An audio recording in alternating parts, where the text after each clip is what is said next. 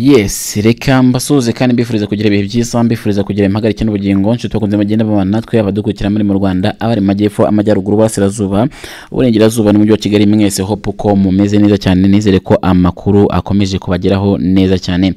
Hanyuma munyemere mite nihuta njye kuri iyi nkuru mbabwire ko Nyahero Rindo, mbabwire ko umuntu yafatanywe magendo y'inzoga zarikeri zifite agaciro karenga miliyoni 4 z'amafaranga y'u Rwanda. Polisi y'u Rwanda kandi mu bikorwa byo kurwanya ubucuruzi bw'amagendo kuri uyu wa kabiri tariki 11 Werurwe 2025 yafatiye mu karere ka Rulindo umugabo w'imyaka 40 y'amavuko wari utwaye mu modoka inzoga zo mu bwoko bwa rikeri nyine butandukanye yacuruzaga mu buryo bw'amagendo. Yafatanywe kandi amacupa 100 ya rikeri nyine zitandukanye zirimo Johnson, Amaruka, Jacques Daniel n'izindi nyinshi zitandukanye, gusa kandi zifite agaciro kari hagati ya miliyoni 4 na miliyoni 5 z'amafaranga y'u Rwanda. Ubwo yarageze nyine mu mudugudu wa Rebero, akagari ka Kirenge, mu murenge wa Rusiga yerekeza mu mujyi wa Kigali. Hanyuma kandi umuvugizi wa polisi mu ntara y'Amajyaruguru, Superintendent of Police Jean Bosco Mwiseneza, yavuze ko gufatwa kwe byaturutse ku makuru yatanzwe n'umuturage. Yavuze ati polisi yari ifite amakuru yuko nyine uri mugabo asanzwe yinjiza mu gihugu magendo y'inzoga zo mu bwoko bwa rikeri, bihura n'amakuru nyine yatanzwe n'umuturage mu gitondo cyo kuri tariki 11 Werurwe 2025 kuko yinjije rikeri akoresheje imodoka yo mu bwoko bwa Toyota Corona ifite plaque yo muri Repubulika Demokarasi ya Kongo.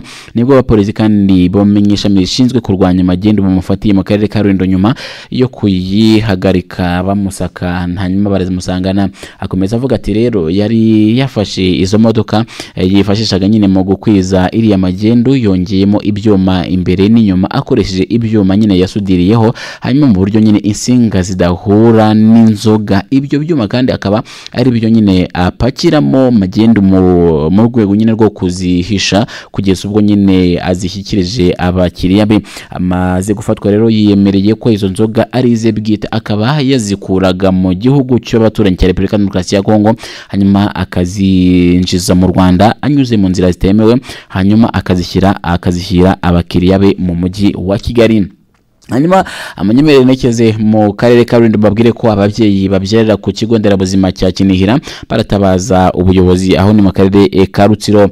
Ababyeyi kandi babyarira ku kigo nderabuzima cya Kinihira mu karere ka Rutsiro baratabaza ubuyobozi basaba inzu y'ababyeyi ko yasanwa ndetse hikanagurwa kubera ko iyo basaniwe ari mu mfunganwa kandi ishaje cyane. Ni mu gihe kandi ubuyobozi bw'akarere bwa Ruci nyine bukarumira buvuga ko vuba aha kiraba acyakimutse. Bamwe muri aba baturage kandi biganjemo abakomoka mu murenge wa Kigeyo iki kigo nderabuzima kandi giherereyemo baganiriye itangazamakuru bahamya ko inzu y'ababyeyi nyine yo muri iki kigo nderabuzima ari imfunganwa cyangwa se ari noya. Witwa wa Maria, umubyeyi uri mu kigero cy'imyaka 50, avuga ko iki kigo nderabuzima ari cyo yivurizaho kandi agasaba ko inzu y'ababyeyi yakagurwa. Igitekerezo ahuriyeho n'abagenzi be baganiriye n'itangazamakuru. Yavuze ati aha niho nivuriza ariko kuhabyarira ni ikibazo gikomeye cyane kuko akazu ababyeyi nyine bashyiramo ni gato cyane ku buryo biba bisa nko kugerekerana. Tukaba dusaba leta y'ubumwe kandi ko natwe yadutekerezaho ikaduha inzu y'ababyeyi nk'uko nyine ahandi bikora. Akomeza avuga kandi kuba nyine ari akazu k'imfunganwa bishobora gutuma ababyeyi nyine babyaye banduzanya indwara runaka bari basanganywe. Undi mubyeyi we yavuze ati ikibazo cyacu rwose ubuyobozi burakizi, ahubwo sinzi impamvu butagikemura kuko akuza kurwarira cyangwa kurwariza hano umubyeyi wabyaye nawo n'undi mu ruhope kuko nabo baba batabona uko bahumeka.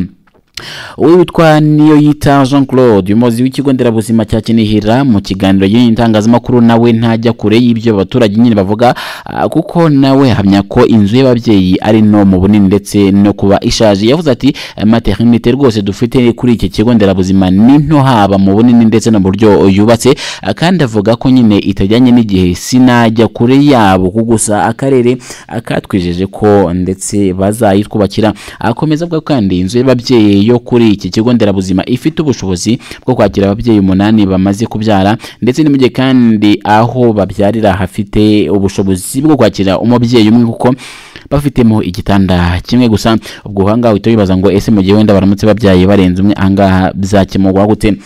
avuga kandi inzu y'ababyeyi iramutse yaguye byabafasha ndetse ntibitume hari ababyeyi nyine bajya bagorwa no kujya kure kuko serivisi bajya bayibaha nyine hafi kandi nyine mu buryo bworoshye. Witwa Nkurikiyinka Nirere Etienne, umuyobozi w'ishami ry'ubuzima mu karere ka Rutsiro, mu butumwa bugufi kandi yahaye itangazamakuru ahamya ko bamaze kubona ubufatanyabikorwa ndetse uzabafasha inzu y'ababyeyi ku bigo nderabuzima bitandukanye. Ubutumwa kandi bugira buti twamaze kubona umufatanyabikorwa ugiye kutwubakira inzu y'ababyeyi kuko ku bigo nderabuzima nyine bya Kinihira, Mukura, Musasa, aho Kinihira nyine zakorwa ku mushinga wunganira akarere nyine ubwo ni Basket Fund kandi gahunda zaratangiye. Hanyuma rero akomeza avuga ko nta kabuza umwaka w'ingengo y'imari nyine w'umwaka utaha uzarangira n'iyi mirimo yarangiye. Uretse kandi kuba iyo nzu y'ababyeyi yo kuri iki kigo nderabuzima ishaje yanajemo ubukonje bukabije cyangwa se humidite, kuko buryo nyine impinja zihavukira zishobora kuhandurira indwara z'ubuhumekero. Hanyuma munyemere miti nihuta nerekeze mu karere ka Rubavu, mbabwire ko Rubavu batatu bafunzwe bafatiwe mu kuvunja amafaranga nyine bitemewe n'amategeko, aho ni mu karere ka Rubavu. Abagore batatu kandi bo mu karere ka Rubavu bafunzwe nyuma yo gufatirwa mu kuvunja amafaranga mu buryo butemewe n'amategeko. Abagore kandi bafatiwe hafi y'umupaka muto wa Petite Barriere mu mudugudu wa Gasutamo, akagari ka Mbuga Ngari, umurenge wa Gisenyi, nicyumvikana ko ari mu karere ka Rubavu. Abagore kandi bafatiwe hafi y'umupaka muto wa Petite Barriere. Abafashwe kandi bari bafite amafaranga atandukanye barimo uwitwa Murekatete Beatrice, uwitwa Ikimani Mpaye Shadia ndetse na Yoborinyana Deborah, nuko yitwa ni Yoborinyana. Witwa SP Karekezi Twizere Bonaventure, umuvugizi wa polisi y'u Rwanda mu ntara y'Uburengerazuba, mu kiganiro yahagiranye n'itangazamakuru yahamije iby'aya makuru agira ati nyuma yuko tubafata ndetse no kubabaza bemeye ko bakoreshaga amafaranga mu buryo butemewe n'amategeko ndetse kubera kubura igishoro cyo gutangiza ikigo cyemewe cyo kuvunja amafaranga, tukabaha dukangurira abaturage kureka kwijandika mu bikorwa byo kuvunjisha amafaranga mu buryo butemewe kuko ngo ababijyamo bagishakishwa ndetse kandi leta itazihanganira ababikora. Yego. Hanyuma kandi munyemerere dukomeze n'iyi nkuru ivuga ko intasi z'u Rwanda ndetse n'iz'u Burundi zongeye guhura. Amakuru kandi aturuka mu gihugu cy'u Burundi haravuga ko abakuriye inzego z'ubutasi z'iki gihugu ndetse n'abakuriye inzego z'ubutasi z'u Rwanda bongeye guhura mu mujyo nyine wo gucumbya umwuka mubi uri hagati y'ibihugu byombi, ubwo ni igihugu cy'u Rwanda ndetse n'igihugu cy'u Burundi. Ibitangazamakuru kandi by'i Burundi bivuga ko kuwa mbere tariki ya 10/2025 aribwo intasi z'ibihugu byombi zahuriye mu ntara ya Kirundo, ni nyuma yuko kandi mu kwezi gushize zari zahuriye mu mujyi wa Kigali. Nta makuru kandi arambuye yaba leta y'u Burundi cyangwa leta y'u Rwanda bigeze batanga kuri uyu muhoro. Ikinyamakuru kandi SOS Media Burundi icyakora kivuga ko nk'inama yo kuwa mbere w'iki cyumweru nyine yatangiye mu masaha y'isa neza mu gitondo isozwa mu masaha y'isa 10 z'umugoroba. Igitangazamakuru kandi kivuga ko muri iyi nama yabereye muri hoteli yitwa Royal North Hotel mu ngingo zaganiriweho harimo n'ijyanye no kongera gufungura imipaka ihuza u Rwanda ndetse n'u Burundi. Muri Mutarama kandi 2024 nibwo leta y'u Burundi yafunze imipaka nyuma yo gushinja u Rwanda kuba umuturanyi mubi. Burundi kandi bagafashe icyemezo cyo nyuma yuko y'igitero nyine bwavuze ko umutware Tabara bavuga ko ufashwa n'u Rwanda wagabye ahitwa Gatumba mu kuboza umwaka 2023. U Rwanda rwahakanye kugira icyo aho ruhurira nyine n'uyu mutware Tabara. Umwuka mubi hagati ibihugu byombi warushijeho kuba mubi muri Mutarama mu mwaka 2024 ubwo Perezida Evariste Ndayishimiye wari witabiriye irahira rya mugenzi we Perezida Felix Antoine Tshisekedi Tshilombo yatangarizaga Kinshasa ko ashyigikiye umugambi wo guhirika ubutegetsi bw'u Rwanda. Ndayishimiye kandi yabitangaje mu gihe yari yaramaze kohereza muri Kongo ingabo zifasha urugamba nyine FARDC iri mu ntambara n'umutwe mu 2023 ndetse yaba Gitega ndetse na Kinshasa bavuga ko uwo nyine bavuga ko bakomeza bashinja u Rwanda ko ari go supportinga umutwe wa M23 ibyatumye nyine uyu mugabo ashobora kuba agiye kwihuza na Kongo.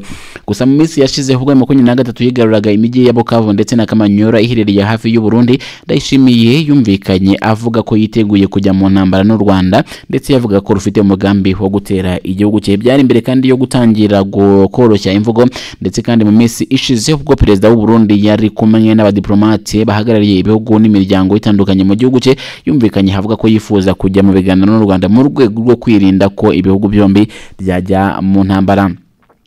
ngayo nguko naha dusoreje amakuru twari twabateguriye amakuru tubashimira kuba mwabanyemo natwe ndetse kandi tubashishikariza ngo mukomeze mukurikira amakuru yacu kuko amakuru yo aracyakomeje neza cyane 5 kuri 5 haba amakuru agaruka mu Rwanda amakuru agaruka muri Repubulika Demokarasi ya Kongo ndetse muri rusange amakuru yose murakomeza muyakurikire uko yaba angana kose ndabashimiye mukomeze kugira ibihe byiza ikirenze kuri ibyo abakomeje kugirwa ingaruka n'intambara kubera mu burasirazuba bw'igihugu cya Kongo mukomeze kwihangana amakuru yo araza komeze kuba yabageraho neza cyane mwese aho muherereye ndabashimiye.